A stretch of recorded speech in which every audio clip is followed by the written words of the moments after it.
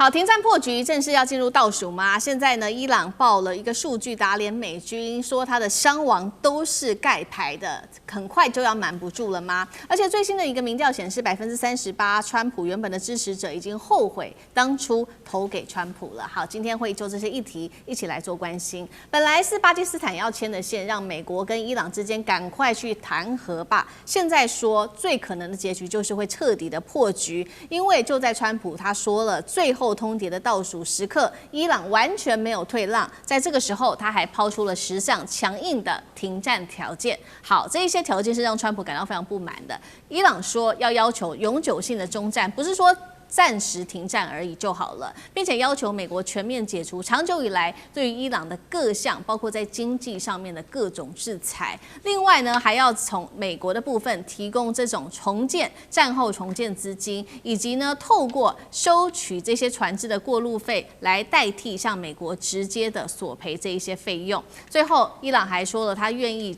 稍微示好了，解除对于荷姆兹海峡的封锁，并且他会确保航行的安全。川普听到这些话之后是感到非常的愤怒，他说这个提案是不够好的，如果真的不能达成协议，那么接下来在7号他要全面的开启地狱之门，轰炸伊朗的电厂基础设施，把伊朗打回当年的石器时代。伊朗的议长则是反呛说，已经打赢了战争，而且绝对不会退缩的。要川普，你剩下20个小时了，赶快向伊朗屈服吧，或者是你的盟友跟你就会被打回石器时代。那么最新收到的消息，伊朗官员呢就怕美国真的会轰打这一些所谓的民用设施，已经号召民众手牵手组成所谓的人肉盾牌，包围各地的电厂。另外，专家也做了一个分析，美军如果要攻击电厂的话，比较可能打的是这种民用的电厂。对于军用的供电来说，比较没有那么容易的原因，是因为伊朗的电厂具备地理位置分散、发电来源比较多元跟互联等等的设计，也就是顶多只会发生这种局部故障的现象。好，针对于双方能不能和谈，《纽约时报》也做了一个最新的分析。他说，美国跟伊朗都各自认为自己是拥有优势的，透过外交几乎希望非常的渺茫。智库也说了，美国持续的增加打击目标，施加更大的压力，要伊朗投降，正是导致这个战火全面失控而且升级的一个重要原因。大家都说自己打赢了，连包括了这个巴基斯坦、日本跳进来协调都没有用。最后，中国有没有可能来帮忙，成为唯一的关键变数呢？大使怎么看？其实中国大陆已经出来了就是上个礼拜，那王毅已经跟巴基斯坦外长副总理兼外长已经提出5点和平计划了。其实这个应该是很多国家目前希望中国大陆做的事，因为巴基斯坦它幕后代表的就是那个沙特，还有海湾国家。那本来就是说，埃及土耳其也希望加入这个斡旋，后来大概还是沙特决定由巴基斯坦出来，他第一个就到中国大陆，所以已经得了一个5点的和平的这个方案了。那不过就问题就是说，现在关键在川普，伊朗你叫他停，伊朗是从来没有主动攻击的，伊朗这场战争从头到尾都是等比例还击，他从来不主动攻击的。他们任何他已经打了95波了吧，他都是回击，他都没有主动攻击，所以现在关键就在川普一念之间，一念之间。那川普的这个很多他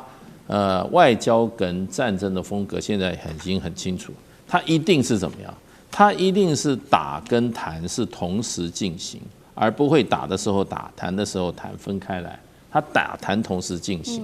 然后在谈的时候就用打来对谈施压，那在谈的时候他也有他的什么空间，也有他的退让的空间。所以川普原来说48小时，后来5天，5天后来又10天，10天又他口袋2天，对，这里面就是其实他的打，还有说他那个所谓的这个最后期限，都是为了做谈的这个用谈上的一个什么一个他的一个谈判的一个战术。那现在有人说，双方已经快对45天停火这件事情达成协议。45天停火有一个好处，就是说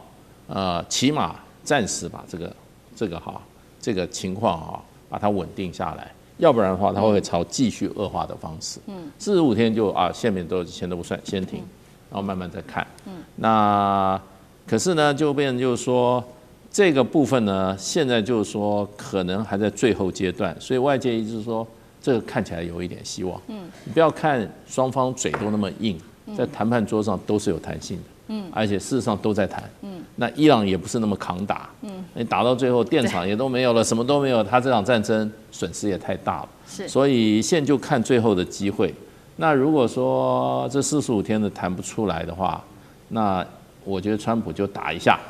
可是我认为不会一下就让伊朗变到地狱。因为他让伊朗变地狱，伊朗会让他变地狱。没错。所以，川普会小打。是好，有没有可能接下来就是在中国的这个协助斡旋之下，协助美国跟伊朗这个愿意接受和谈哦？那另外一方面，就是因为川普现在真的压力也蛮大的，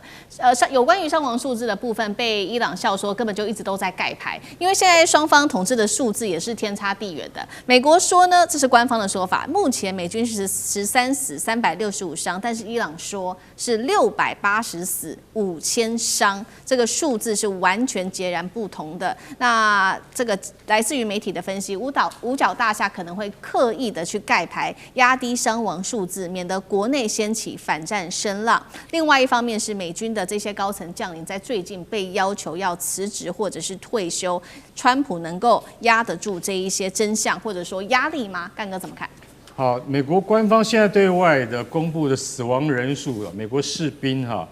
是13人死亡，然后呢365人受伤，是美国自己本身的数据。其实这个13人大部分就是在哪里？就是在卡达的那个一个雷达接收站，就看起来就完全像货柜车连起来一样，所以才会一次死那么多人。那365人受伤是在接下来的那个空袭行动中，比如说沙特阿拉伯的苏尔坦亲王机场，这个机场当时被那个伊朗用巴沙尔飞弹打过来的时候，美军真的吓一跳。所以这个突击行动之中，至少有200多个官兵是受伤的。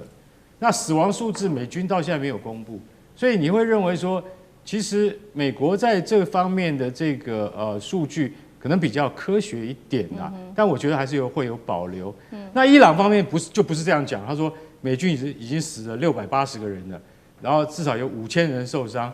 那我认为这个数字是夸大的，为什么？因为你680个人死亡的话，那等于一个旅的人数了。美军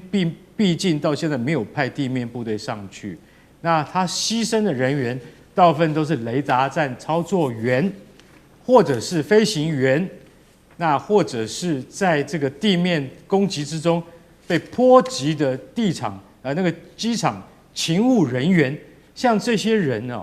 总数加起来可能也不到100名。所以说，因为美军没有正式派部队派陆军去参战，所以你在空军跟海军上面，你说有5000多人受伤，那必须真正击中迪利波里号才行对不对？才会有这样子的受伤。不过我刚才忘了讲一点，迪利波里号自己本身就有紧急手术室，而且有28张病床。我刚才说的，你想不到的东西它都有，它马上可以进行显微手术，都可以做得到。这些都不是重点，重点是什么？重点是双方都会夸大自己的战果，保留自己的损失，一定是这样子。但问题在于说，不是在比较这样的东西，而是说你双方的数据我们当做参考，接下来要看的是你怎么样回到谈判桌上面去，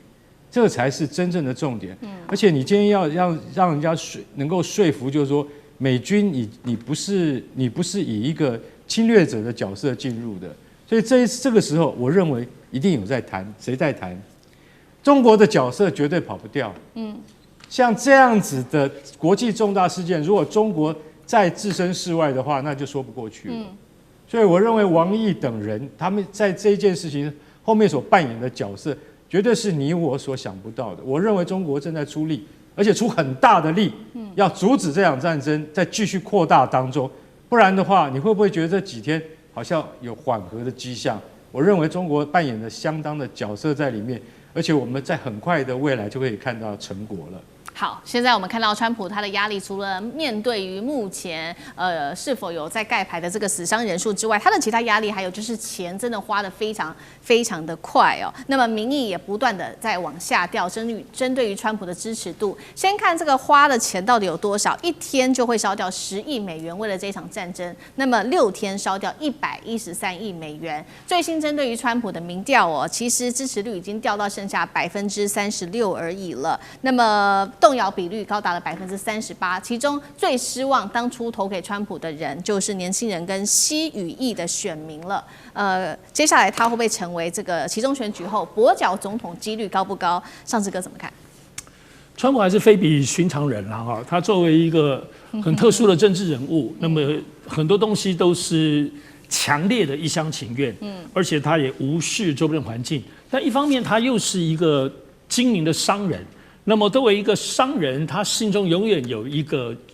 这个天平，什么东西的投入如何之类，我觉得这是只要有像川普这样是几十年，我从小就在做商业训练的时候，他这个东西一定在，所以他跟政治人物觉得是不是左边右边在选择方向不太一样，他都有一个天平这样的地方晃动。但是呢，战争很不一样，跟其他的政治动作、跟关税啊、跟其他的国际施压不同，他就是会杀红眼。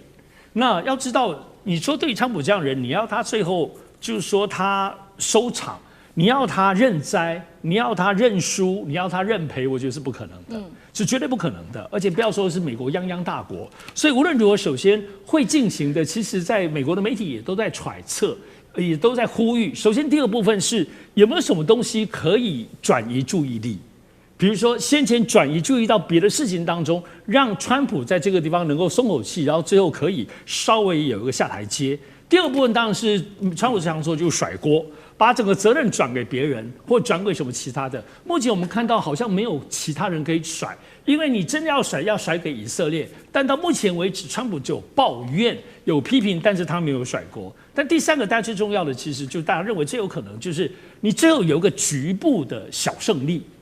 比如说先前你真的核设施拿到一点点或等等之类的，你就立刻宣布，赶快去整个就是你知道把幕放下来，大家就有鸟兽散，感觉是这样子。所以现在看起来其实都不容易。一方面主要是伊朗也不是弱者。那我觉得对于刚刚也提到中国的部分介入这一点，我认为是这样的。就我现在所了解，中国大陆当中整体在讨论的是，对于实质的这个战争战事，也就是美国、以色列跟伊朗在所有打来打去的这个部分，这不是中国会介入的。因为这个东西有很多宗教的很多各方面的深层的仇恨，而且现在已经双方都死或损伤很多，不是一个外人能够去阻止的。而中国在里头做的部分是什么？是对周边整体的情势能够缓和，也就有点像中国大陆擅长的乡村包围城市，也就先从外围当中形成某种可能的共识。这里头其实比如透过巴基斯坦，比如说波湾的一些相关的国家，波湾国家跟伊朗自己本身能够达成一些共识。那这是过去来讲，就是中国大陆长久在中东做的事情。所以一旦这里头能够形成一些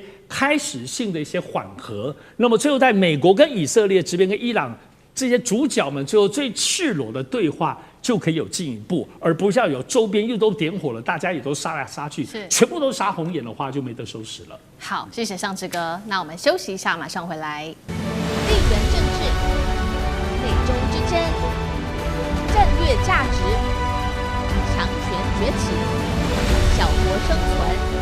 现在与未来洞悉事件走向，掌握世界脉动，全球观点尽在